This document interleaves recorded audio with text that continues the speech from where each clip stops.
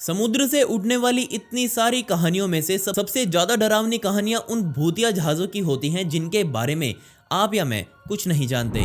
जी हाँ, आपने सही सुना। ये कुछ ऐसे जहाज थे जो बिना किसी चेतावनी के गायब हो गए और फिर कई महीनों बाद या फिर कई सालों बाद लावारिस समुद्र में तैरते हुए मिले। जहां कुछ लोग मानते हैं कि ये सिर्फ झूठी कहानियां होती हैं, वहीं लेकिन आज भी ऐसे कुछ भूतिया जहाज है जो आपके इस वीडियो को देखने वाले समय में भी कहीं तैर रहे होंगे और ये जहाज बहुत सी सुर्खियां बटोर कर फिर से इस गुमनाम समुद्र में कहीं गुम हो जाते हैं। और आज मैं आपको ऐसे ही कुछ कमाल के जहाजों के बारे में बताने वाला हूं। सो गाइज, अगर आपको ये वीडियो पसंद आए तो प्लीज इस वीडियो को लाइक जरूर कीजिएगा। The Myanmar ghost ship. सन 2018 में म्यांमार के दक्षिणी तट पर एक बहुत बड़ी चीज तैरती हुई दिखाई दी। लोगों ने इसकी फोटो ली जिस पर इस जहाज का नाम सैम रतुलंगी PB 1600 लिखा हुआ था। लेकिन जैसे ही वहां के अधिकारियों ने इस जहाज से बात करने की कोशिश की तो किसी ने भी इनकी किसी कॉल का जवाब नहीं दिया। इससे डराने वाली बात यह थी कि ये जहाज कभी भी तट पर नहीं आया। वो पूरे एक हफ्ते से भी ज्यादा के समय के लिए तट के आसपास तैरता रहा, जिसके बाद एक ही दम से वो जहाज पानी को छोड़कर पास ही बने एक मिट्टी के टीले पर जा पहुंचा। और जैसे ही ये जहाज यहाँ पर आकर रुका तो तुरंत तट से एक टीम को इस जहाज की जांच करने के लिए भेजा गया। लेकिन आप शायद विश्वास ना करें, पर उनको उस जहाज के अंदर कोई भी जिंदा प्राणी नहीं मिला। उस जहाज में ना तो कोई जिंदा इंसान मौजूद था और ना ही किसी तरह का कोई माल। तो बिना किसी इंसान के ये जहाज तैरते हुए म्यांमार के तट पर कैसे पहुंचा? जिसके बाद वहां के अधिकारियों ने पूरी दुनिया में इस जहाज के बारे में खबर दी और सबसे पूछा कि आखिरी बार किसकी बात इस जहाज से हुई थी। और अपने इस सवाल का जवाब मिलते ही वो सभी हैरान रह गए, क्योंकि जवाब में उनको पता चला कि इस जहाज को अंतिम बार सन 2009 में ताइवान के तट के पास देखा गया था। जिसके बाद लगभग एक दशक बाद इसे फिर से म्यांमार के तट में देखा गया। मतलब पूरे 10 सालों तक ये जहाज समुद्र के पानी में हिचकोले खाता रहा।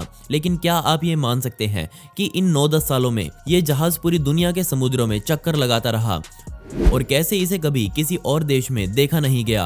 अब क्योंकि ये पूरे 580 फीट लंबा था तो जाहिर था कि इसे दूर से ही देखा जा सकता था। इस जहाज के बारे में आज भी कोई इससे ज्यादा पता नहीं लगा पाया है। द रयू अनमरू। जब सन 2011 में जापान के अंदर वो दिल दहला देने वाली सुनामी आई, तभी सुनामी में ही जापान से ये भी खबर आई कि लगभग 22 छोटे बड़े जहाज इस सुनामी में कहीं लापता हो गए हैं। और अब वो कहाँ हैं इसके बारे में उन्हें कुछ नहीं पता। बाकियों का तो पता नहीं, लेकिन एक बहादुर जहाज था जो इस बेरहम समुद्र में खुद को बचाने में सक्षम हो गया और उस जहाज का नाम था द रयू अनमरू। ये जहाज पूरे 164 फीट लंबा था और इस पर सुनामी से पहले जापान में मछली पकड़ने का काम किया जाता था। सुनामी में फंसने के बाद इस जहाज ने समुद्र से लड़ने का सोचा और डूबने से मना कर दिया। लेकिन जापान के अधिकारियों ने बाकी 21 जहाजों की तरह इस जहाज को भी डूबा हुआ मान लिया, इसलिए इसे फिर कभी नहीं ढूंढा गया। और पूरे 1 साल के लिए ये जहाज समुद्र में कहाँ था ये किसी को नहीं पता। और फिर तभी इस जहाज को एकदम से अलास्का के तट पर देखा गया, जिसके बाद जांच अधिकारियों ने इस जहाज को अंदर से देखने का सोचा।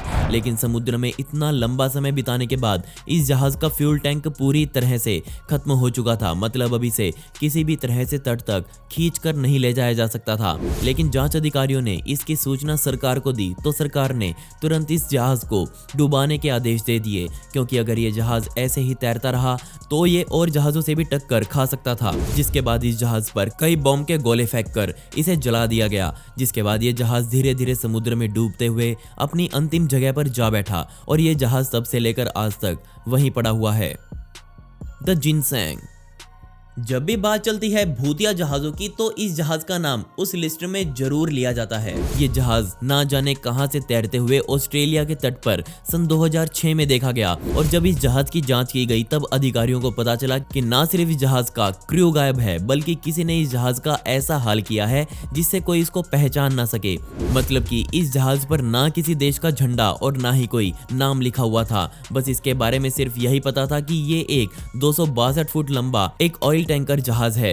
इस जहाज को देखते ही पता चल रहा था कि ये जहाज पिछले लंबे समय से समुद्र में घूम रहा है। और जब जांचकर्ताओं ने इसकी हर इंच को खंगाला तब जाकर अधिकारियों को एक डॉक्यूमेंट मिला जिसमें इस जहाज का नाम जिनसैंग लिखा हुआ था। लेकिन फिर भी पूरी दुनिया में पूछताछ करने के बाद भी ये पता नहीं चल पाया कि ये जहाज असल में किस देश से संबंध रखता था। परेशानी और बढ़ाने के लिए जांच अधिकारियों को इसके डेक पर बहुत सारे चावलों के कट्टे मिले। अब क्योंकि इस पर किसी भी तरह के कोई इंसानी निशान नहीं मिले थे, तो ये मान लिया गया कि ये जहाज पक्का गैर कानूनी कामों में इस्तेमाल किया गया होगा, जैसे कि स्मगलिंग। हम इस जहाज को देखकर सिर्फ यही कह सकते हैं कि इस जहाज को बहुत लंबे समय पहले लावारिस छोड़ दिया गया होगा और ये जहाज तब तक एक भूतिया ही रहेगा जब तक ये पता नहीं चल जाता कि ये जहाज असल में किस देश का था। The ghost ship of lake superior.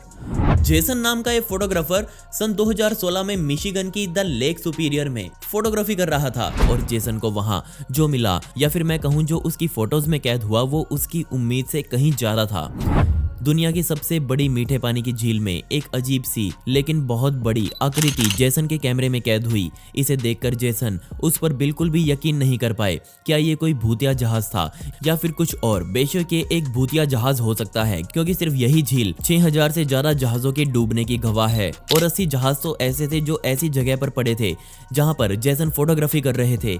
लेकिन कोई डूबा हुआ जहाज ऐसे उठकर सामने कैसे आ गया? तो इसकी सच्चाई इससे भी ज्यादा हैरान कर देने वाली थी। जांच करने पर पता चला कि इस वीडियो में जो दिख रहा है ये असल में ग्रेनाइट आइलैंड पर बना लाइट हाउस है, जो कि जेसन की जगह से लगभग 12 मील दूर था। लेकिन ये इतना बड़ा क्यों दिख रहा था? तो इसका जवाब है हमारी आंखें होराइजन पर मौजूद चीजों को देखती हैं तो वो बहुत बड़ी दिखती हैं, जैसे कि चांद या फिर सूरज, लेकिन वो असल में इतनी बड़ी नहीं होती। और ये लाइट हाउस भी वही ट्रिक हमारे दिमाग से खेल रहा है। लोग फिर भी यही मानते हैं कि ये एक भूतिया जहाज या फिर कोई यूएफओ होगा। खैर, आप मुझे बताएं कि ये आपको क्या दिख रहा है? The USS ओरिस्कनी।